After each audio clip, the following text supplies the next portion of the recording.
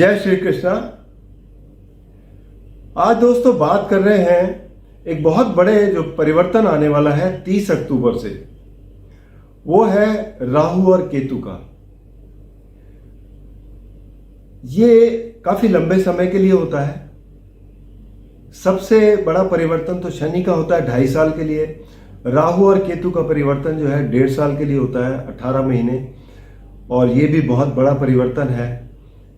तो इसके ऊपर चर्चा करते हैं।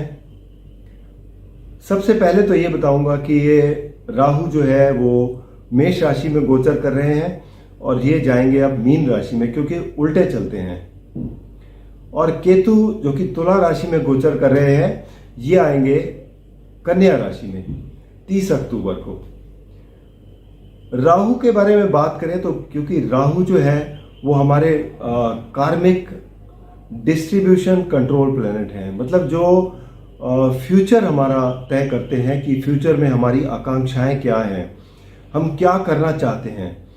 और केतु जो है वो हमारे पास से कनेक्ट करता है।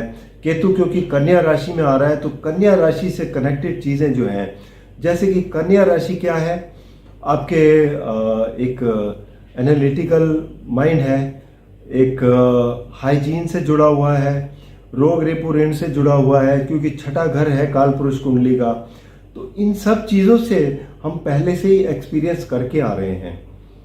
और बुध की राशि में है, बुध की राशि में केतु होने से क्या होता है कि बुध की समान कुछ ऐसे गुण आते हैं जो वैसे तो देखा जाए न्यूट्रल है, वैसे कोई बहुत ज़्यादा दुश्मनी भी नहीं है, लेकिन न्यूट्रल है। अब न्यूट्रल होने से क्या होता है, अगर राहु अच्छा बैठा है तो आप इसमें बहुत अच्छा दिखाएंगे, करके दिखाएंगे। और अगर नेगेटिव है तो ऐसी कई चीज़ें आपको देखने को मिलेंगी जो आपके लिए अच्छी नहीं होंगी। जैसे कोई आदत हो जाती है कि आप हाथ धोने जाते हैं, हाइजीन का ध्यान रखते हैं, तो हाथ ही धोते रहते हैं, तो एक ऐसा एक आपका प्रवृत्ति सी बन जाती है जो बहुत ज़्यादा, अगर लिमिट से ज़्यादा हो तो गलत है। ऐसे ही बात करेंगे राहु की। राहु जा रहे हैं मीन राशि में। मीन राशि क्या है? मीन राशि 2 फिश दिखाता है, दोनों अपोजिट डायरेक्शन में। तो इसका मतलब ये है कि इनके अंदर सर्टेनिटी कभी नहीं रहती। कभी कोई चीज़ जो काम करना चाहते हैं उससे वापस भी यू टर्न भी ले लेते हैं। तो एक तो सर्टेनिटी नहीं रहती, दूसरा डे ड्रीमिंग बहुत होती है, इमेजिनेशन बहुत होती है इनकी, जो कि प्रैक्टिकलिटी से बहुत दूर है। और जल तत्व की राशि है। दूसरा त्याग की राशि है, मोक्ष की राशि है। यहाँ पर सब कुछ छोड़ देने के लिए राशि बनी हुई है। तो इन सब चीज़ों को देखते हुए राहु की पोजीशन जो है वो यहाँ उतनी अच्छी नहीं कही जाएगी मीन राशि में। तो यहाँ पर भी आपको ध्यानपूर्वक देना पड़ेगा। दूसरा, राहु किस चीज़ से कनेक्टेड है?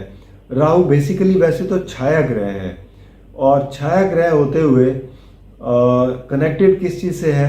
एक तो फॉरेन कनेक्शन से जुड़ा हुआ है। अगर मीन राशि भी एक किस्म से द्वादश भाव है, फॉरेन कनेक्शन से जुड़ा हुआ है। अगर आप कोई फॉरेन से कनेक्शन से कोई काम करते हैं या कोई जाने की तैयारी करना चाहते हैं, वहाँ सेटल होना चाहते हैं, तो इस पीरियड में आप हो सकते हैं, ये आपको कामयाबी दिलाएगा। वरना द्वादश भाव जो है, जो बेसिकली मीन राशि है काल पुरुष कुंडली के लिए, तो वो खर्चे की है, हॉस्पिटल की है, इन सब चीज़ों से रिलेटेड है और इमेजिनेशन से जुड़ी हुई है। तो ऐसे चीज़ें राहु जो है ऑन द मटेरियलिस्टिक प्लेन, क्योंकि मटेरियलिस्टिक उसमें काम करता है, तो कहीं ना कहीं कन्फ्लिक्ट पोजीशन पैदा करता है जो आपके लिए अच्छा नहीं है। दूसरा, खासकर अगर राहु का करेक्टरिस्टिक देखा जाए तो वो ये भी है कि ये मलेच भी है, फॉरेन एलिमेंट भी है इसमें, और आउटकास्ट भी है। तो इन सब चीज़ों को देखते हुए अगर राहु आपकी कुंडली में अच्छा है तो आपको अच्छे रिजल्ट देता है। लेकिन मीन राशि में इसका गोचर जो है वो ठीक ठीक ही माना जाएगा, कोई बहुत अच्छा नहीं है, क्योंकि राहु की जो तत्व है वो वायु का है और ये जल तत्व का है। तो यहाँ पर कंपैटिबिलिटी भी उतनी अच्छी नहीं बनती है। तो यही है कि 100 रिजल्ट मिलेंगे। तो आइए देखें किस तरीके के परिणाम अलग अलग राशियों के लिए रहेंगे, उस पर चर्चा करेंगे हम। अब बात करते हैं सिंह राशि की। सिंह राशि के लिए राहु का गोचर मीन राशि में होने जा रहा है, यानी कि अष्टम भाव में, और केतु का गोचर होगा दूसरे घर में। अष्टम भाव एक दुष्स्थान है। राहु की स्थिति यहाँ पर अच्छी नहीं कही जाएगी, क्योंकि राहु वैसे भी एक अचानक सडन कोई ना कोई परिणाम देते हैं, छुपे हुए रहते हैं, और 8वां घर भी कुछ ऐसा ही है, सडन परिणाम देंगे कोई ना कोई अचानक से, और मतलब अचानक से लाभ भी दे देते हैं, अचानक से कोई नुकसान भी बहुत बड़ा दे देते हैं। तो दोनों बातें पॉसिबल होती हैं यहाँ पर। वैसे ज़्यादातर क्योंकि ज़रूरत यही होती है कि दुष्स्थान है, तो हो सकता है आपको कोई ऐसी बीमारी भी दे दें, कोई कोर्ट कचहरी का केस दे दें, ये सब बातें पॉसिबल हैं। तो वाद विवाद वगैरह से बचने की कोशिश करें। दूसरा घर में केतु है। केतु आपकी वाणी के घर में है, आपके परिवार के घर में है, धन भाव में है। तो बेसिकली ये केतु जहाँ बैठे हैं, इन सब चीज़ों से आप वाकिफ हो चुके हैं, और यहाँ पर आप अपने आप को, क्योंकि धन से भी अपने आप को डिटैच करना चाहेंगे, आपको धन इकट्ठा करने की इच्छा नहीं रहेगी, परिवार से भी कोई बहुत ज़्यादा लगाव नहीं रहेगा, वाणी आपकी थोड़ी कठोर रहेगी। तो ज़रूरत है इन पर आपको काम करने की।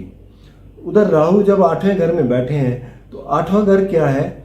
8वां घर कुछ ऐसे रहस्यों का घर है जो राहु ही खोज सकते हैं, और राहु जानते भी हैं, क्योंकि राहु ने अमृत पिया हुआ है।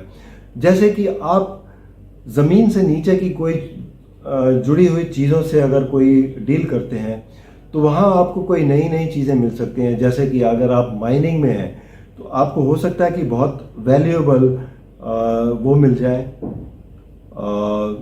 रत्न मिल जाए।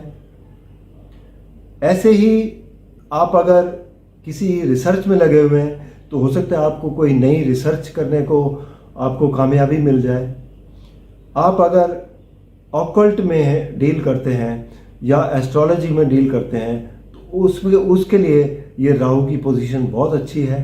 आपको बहुत डीप ज्ञान हो जाता है। तो इन सब चीज़ों के लिए बहुत अच्छा है राहु की जो 8वें घर में जो इसके संभावित इसके जो कारकत्व हैं, उसमें आपको ये निखारता है। बाकी फाइनेंशियल मटेरियलिस्टिक चीज़ों में यह आपको ज़्यादा फायदा नहीं देगा।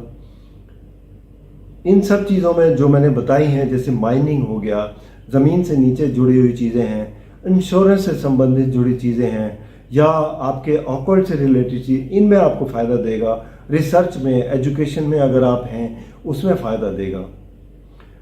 ये तभी पॉसिबल होगा अगर राहु आपका अच्छा बैठा है। अच्छा मीन्स केंद्र या त्रिकोण में बैठा है, या फिर आपके उपाच्य स्थान में बैठा है, लेकिन मंगल और शनि से दृष्ट नहीं होना चाहिए। मंगल शनि से दृष्ट जो है, राहु खराब हो जाता है, आपको बहुत बुरे परिणाम देगा। तो इन सब चीज़ों को आपको देखिए, साथ में देखिए कि आपकी दशा चल रही है, किसकी चल रही है। वो राहु की है, अंतर महादशा है, प्रत्यंतर दशा है, अंतरदशा है, इन सब पे भी बहुत डिपेंड करता है। तो ये सब चीज़ें आपको अफेक्ट करती हैं। इन सब के लिए राहु के अगर आपको खराब है, तो आप उपाय कर सकते हैं। सबसे अच्छा राहु का उपाय है कि आप जो है रुद्र अभिषेक करें, क्योंकि महादेव जो है सबके देव हैं, उनसे सभी डरते हैं। महादेव से रुद्राभिषेक करें, और साथ ही में ओम नमः शिवाय का जाप करें। यह आपके लिए बहुत ही लाभकारी सिद्ध होगा। और केतु के लिए भी आप उपाय कर सकते हैं। अगर आपका केतु खराब है, तो आपकी वाणी खराब होगी, आप धन से अपने वंचित हो जाएंगे, क्योंकि धन का नुकसान कर बैठेंगे। परिवार में भी आपकी अच्छी स्थिति नहीं रहेगी। तो केतु आपको जो है अगर बुरा है तो उसके लिए आप कर सकते हैं कि जो 2 रंग के कुत्ते होते हैं उनको 3 महीने तक लगातार भोजन कराएं, तो ये आपके जो दुष्परिणाम हैं उनसे आपको बचाएगा, आपको लाभ देगा। साथ ही में आप गणेश जी की भी आराधना कर सकते हैं, जिससे आपको लाभ मिलेगा।